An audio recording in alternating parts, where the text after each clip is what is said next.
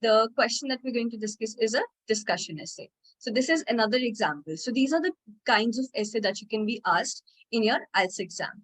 Now, we'll be discussing how to go about the discussion essays. And this is the question that we have taken up from 26th August 2023. So let's look at the question. Some people think the government should provide free housing, while others believe it is not the government's responsibility. So discuss both views and give your opinion. Now, as you can see, this question statement is asking us to give our first discuss both the sides of the argument and then give our opinion. So this is the difference between a discussion essay and give your opinion and a simply opinion essay. So we have already discussed the opinion essay in our previous masterclass. So today we'll be discussing how are we supposed to go about this particular essay.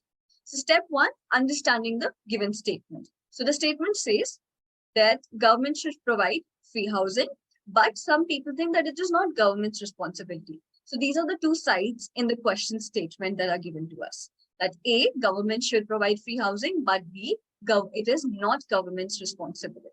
So now we're supposed to discuss both sides. So before we discuss both the sides, it is important for us to know what the two sides are. So if you are, if it takes even 5 to 6 attempts for you to understand the question properly, please go ahead and read it again and again. Before starting to write your essay, you need to make sure that you thoroughly understand what the question is asking you for. Step 2, understand the instruction. So the instruction says, discuss both views and give your opinion. That means first we'll neutrally say, okay, government should provide free housing. Why is that? Then we'll discuss government. It is not government's responsibility. And then we'll provide an argument. Why is that so? And then we'll give our opinion that what do we think on this particular matter. And step 3, generate content. So that, what do I mean by generate content? So before you start writing down your essay, we need to make sure that you are very clear on your ideas that you're going to discuss in your essay. So you're going to talk about if government should provide free housing, why should it provide free housing? Because it is, let's say, a fundamental right that one is supposed to have. So you can write down your pointers, whatever pointers come to your mind, please jot them down before you start writing the essay so that you know in which direction you are heading. So let's say the argument 1 is free housing. Now, why do you support free housing? You can say that it is a fundamental right. And then what other things can you, what other arguments can you provide in support of free housing? We can also talk about that these are all the citizens are taxpayers, so they have this right to this fundamental right of housing. Then another argument is it is not government's responsibility. So if you think it is not government's responsibility to provide you housing, why do you think so? Maybe because it puts undue burden on taxpayers. For example, now if you start providing free housing, then the amount of taxes that a normal person pays will of course go higher, and money will be from some important sectors, right? So money can be taken away from some important sectors and can be diverted to this area. Now this money could be used for some other sectors like education, healthcare. So these could be the possible reasons that you support the argument number 2. And then you are supposed to discuss your opinion. So you could have 100% agreement opinion with one side, or you can have a balanced opinion that, okay, you are agreeing with it partially, but you also think that it is not government's responsibility. So let's discuss how can you approach the opinion in this particular essay.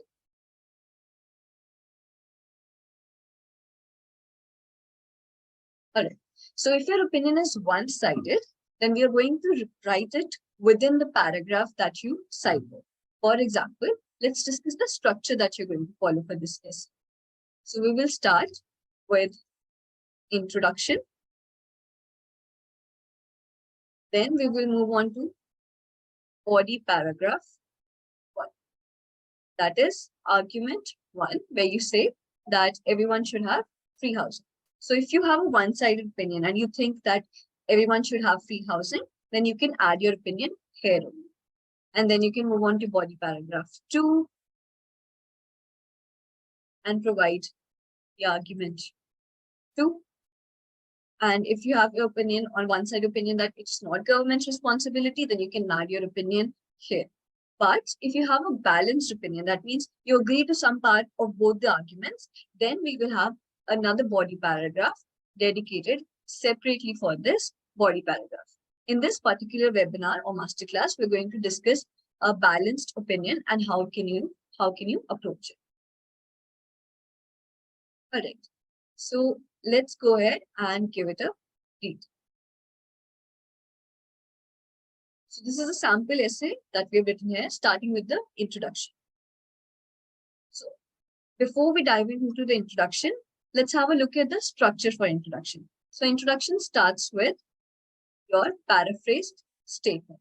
So first you are supposed to paraphrase the question that is given to you. So whatever the question is, you write it in your own terms, in your own words. You change the structure of the sentence. You can make it a compound. If it's a compound sentence, you can make it a complex sentence. You can add some synonyms, and you can add certain vocabulary words to change the words, but the meaning should be same. Second, we will add the points or arguments that we are going to discuss in this particular essay. Last but not least is your thesis statement. So what is a thesis statement? Thesis statement is a clear and concise answer to the instruction that is given to you. So the instruction here was discuss both views and give your opinion. So in thesis statement, we will be firmly telling what our opinion on the matter is.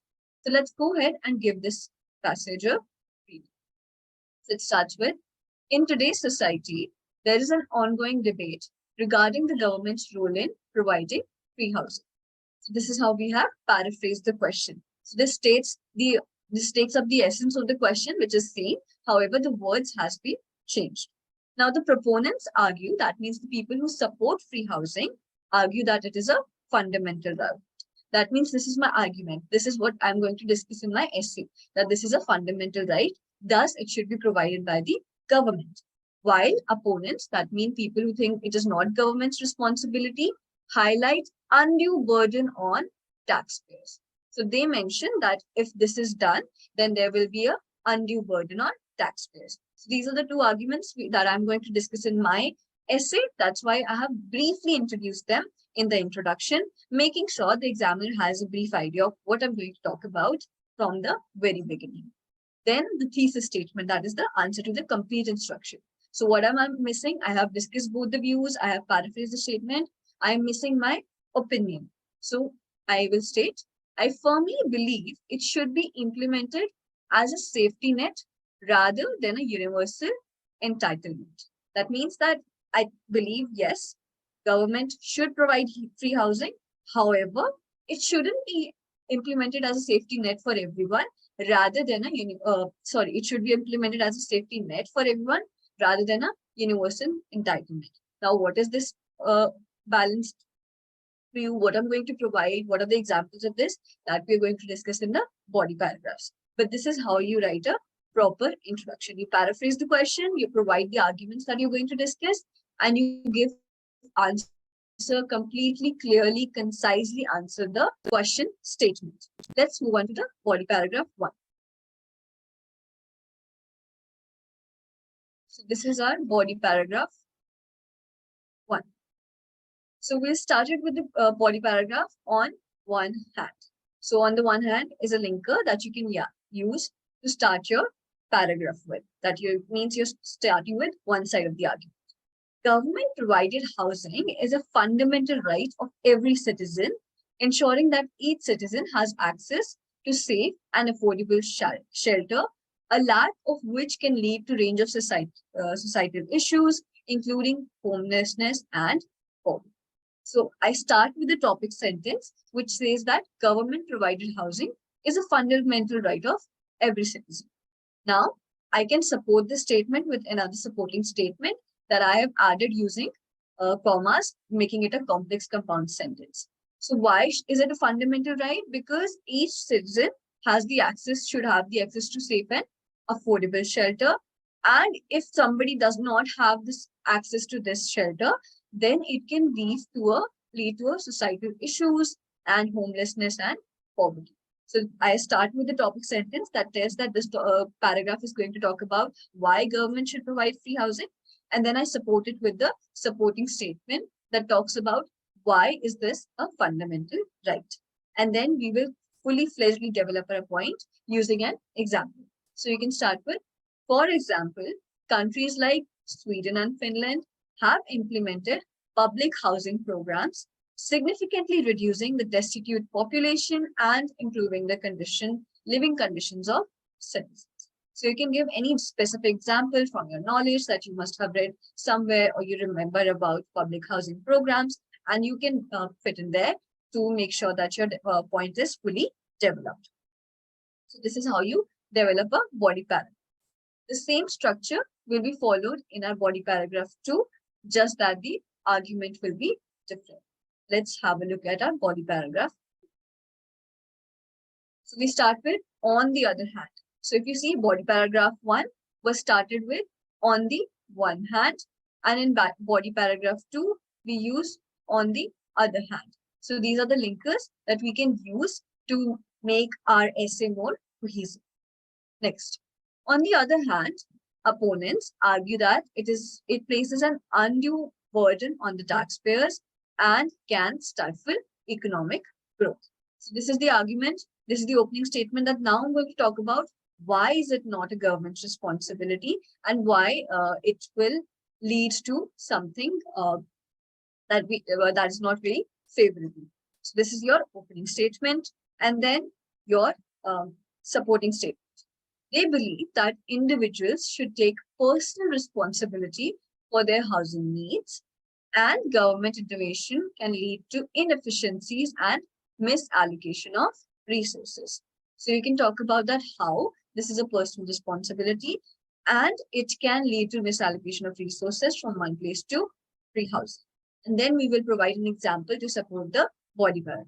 So for instance, in countries like Singapore, where the government does not provide free housing, there is a thriving real estate market and a strong economy. So we can talk about where, a country where there is no free housing program and how it has helped them overall. So this is the body paragraph 2, where we're supporting the argument number 2. Let's move on to the opinion paragraph. Now, since I was going for a balanced opinion, I have dedicated a separate paragraph for my opinion. But if it had been one-sided, I would have added it within the body paragraph that I have written before. So it starts with, in my opinion, so that examiner knows that, okay, this is an opinion paragraph. While government-provided housing can be beneficial in addressing homelessness and ensuring housing for the most vulnerable citizens, it should be implemented as a safety net rather than a universal entitlement. That means that I'm saying that, yes, it is important, but it shouldn't be like everybody is entitled to this free housing. It should be a safety net so that people still have some ounce of responsibility on them to go ahead and have establish a house for them. So this is how I have opened my address, opened my body paragraph, that in my opinion, this is what I believe. And then we have supported with reasons that it is important for most vulnerable citizens, but it shouldn't be a universal entitlement. And then you provide an example for this point. So for instance, the government can prioritize assistance for low-income families and homeless individuals, ensuring they have access to affordable housing while allowing the private sector to thrive and provide housing options for those who cannot, for those who can afford it. So see, how is this a balanced opinion, that I'm not just saying that government should provide free housing without, any rules or regulations, that there should be some kind of check mechanism that people who can afford it should have access to private using as their personal opportunity, a personal responsibility. But people from low-income families and homeless individuals should have assistance from the government with the proper regulations and rules being there for. So this is how you can state your balanced opinion. Next, let's move on to the conclusion. So we'll start with in conclusion. Now, before I move on to the conclusion, there are few things that we need to keep in mind while we write our conclusion. So number one, a conclusion should never have any new points. That means a conclusion should always discuss the ideas that we have already discussed before.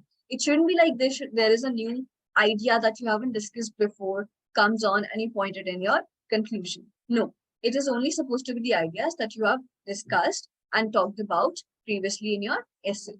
And a conclusion is just your paraphrased thesis. That means whatever you had written in your thesis statement, you can paraphrase it for your conclusion. But make sure that you're not repeating your words, arguments, or it doesn't seem like a repetition of what you have already written in your essay. So let's have a quick look at the conclusion. So in conclusion, starting with the linker, the debate over government-provided housing hinges on the balance between social responsibility and economic considerations. While both viewpoints have their merits, a nuanced approach that combines government assistance for the most vulnerable with a thriving private housing market seems to strike the right balance. So see, this is the same thing that we talked about in our opinion. This is nothing new. These are the same ideas that we have already discussed in our essay. And this is a very concise paraphrasing of what we have talked about in our thesis statement. That there are two sides to this debate. One is about social responsibility. The other is about economic considerations when we talk about the undue burden on taxpayers. However, there should be a nuanced or a balanced approach for people who require it, the vulnerable sector, and a thriving private housing market for the ones who can afford it. So this is how you can write the conclusion, and thus forth, ending your essay in with this conclusion. So this is the complete essay that we have written here. Now, let's have a quick look at the structure of this essay. So we started off with the introduction, paraphrase the question, briefly discuss the ideas, and give your thesis statement. Body paragraph 1 for argument number 1, body paragraph 2 for argument number 2, and the body paragraphs are supposed to go with topic sentence, a supporting statement, and an example to support your points. Last, an opinion. If you have a balanced opinion that you will have, then you will have a separate paragraph for your balanced opinion. If not, you can add your opinion statements within these paragraphs that you choose to go for.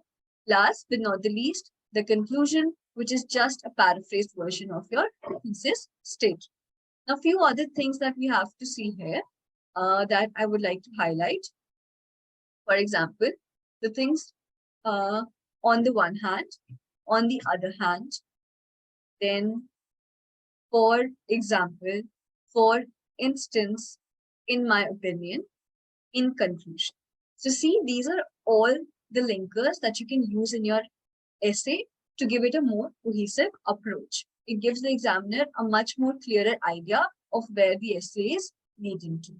Number 2, use a variety of sentences. So use a variety of sentences. That means you are supposed to use complex sentences, you're supposed to use compound sentences, and make sure that you have at least 5 complex sentences or 1 complex sentence in your each paragraph in your essay. This is an essential component. So let's have a look at this particular sentence. On the one hand, government provided housing is a fundamental right of every citizen. And then we start with another, ensuring that each citizen has access to safe and affordable shelter, which is a dependent clause. And then we have another dependent clause in between. So when we join independent clauses with dependent clauses, we have a complex sentence. And thus we show the examiner that we have a cohesive grasp over the language and we can use different types of sentences. So this is what we want to highlight in this particular essay for your discussion essay and giving your opinion. This is the approach here that you're supposed to follow. Few other things to keep in mind while you're writing your essay. Make sure that you utilize your time properly. So you're given 1 hour for your writing task 2, and there are 2 tasks involved there, writing task 1 and writing task 2. Since writing task 1 only has 150 words to be written, the time division we do is 20 minutes for your writing task 1 and 40 minutes for your writing task 2. Now, coming to the writing task 2, make sure that you allocate at least 5 minutes to the planning of your essay so that when you start writing once, you know how you're supposed to write down or jot down your points, because once you are in the middle of your essay, it is not easy for you to go back and rephrase the entire essay according to the changes that you have made. So make sure that you read the statement again and again and use proper academic vocabulary. You make sure that you do not repeat the words over and over. So use synonyms for the words that are coming in your essay again and again. So these are the few things that you have to keep in mind while writing your essay. Now, the four assessment criteria that you are marked upon are: number one, task response. That means you're supposed to write your essay that according to the, it should be within the task relevance, like it should be relevant to the task. So whatever the question is, read it again and make sure that your answer is relevant to the question asked. So number one is task response. That means how relevant is your answer. Then we have coherence and cohesion. So when I talked about coherence and cohesion, I showed you how we can use linkers in our essays to make sure it is more cohesive and coherent, that you follow a proper structure. Then we have lexical resource. Lexical resource is nothing but your vocabulary. So see how we have changed the words. We have used multiple synonyms in this particular essay and academic words to make sure that we score well on our lexical resource. And last but not the least is grammatical range and accuracy. So as you know, grammatical accuracy is how accurate your grammar is. If your punctuation is correct, if your tenses are correct, subject-verb agreement is correct. But when we talk about grammatical range, that means you're supposed to use different types of sentences: active sentences, passive sentences, conditional statements, complex statements, compound statements. So these are all that enhance your grammatical range and accuracy score. So these are the criteria that you need to focus on while you're writing your IELTS writing task. So that is all for today. Thank you so much for joining this masterclass. For more such interactive IELTS sessions and content, please follow us on LinkedIn and subscribe to our YouTube channel. Here's the @ for both of them. If you have any other queries and you want to access your resources for IELTS, we have a complete compilation on our website, that is www.yunolearning.com. And if you have any queries that you still need to get figured out, you can call us at this number that is given. Thank you so much for joining.